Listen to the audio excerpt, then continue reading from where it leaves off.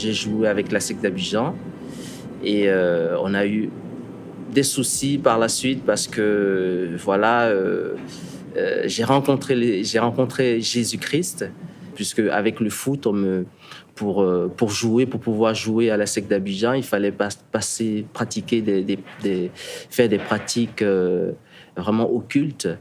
Et j'étais entre deux, je ne savais pas trop. Et même un moment, j'ai été voir un marabout.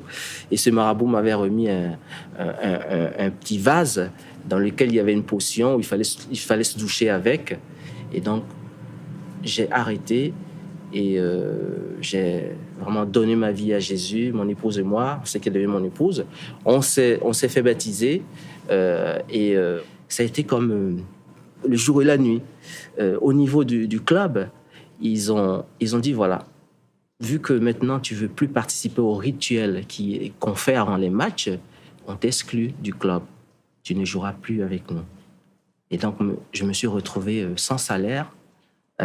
J'étais là, je comprenais rien. Je disais, mais Seigneur. Quelques semaines après, le président du club m'appelle, il me dit, est-ce que tu veux aller en France? J'ai dit, mais comment? Moi, oui, je veux bien retourner en France.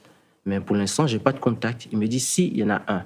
Il y a le SCO d'Angers qui a appelé, qui cherchait un attaquant. Et je lui ai proposé plusieurs attaquants qui jouaient. J'ai dit, toi, tu ne joues pas. Et il a insisté à t'avoir. Est-ce que ça t'intéresse? J'étais surpris.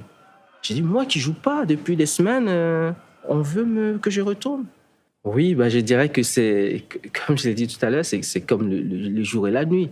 Parce que avant, quand je faisais ces choses, ces rituels, je me sentais mal, j'étais angoissé de l'avenir et toute la peur, la crainte et tout ça, ça a disparu. Et donc, je me suis dit, mais voilà ce que je cherchais, c'est de cet amour-là que je voulais.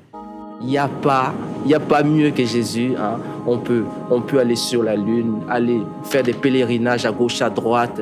On ne trouvera rien. C'est Jésus. Quels que soient les moments difficiles qu'on peut passer, si on s'appuie sur Jésus, il nous aide.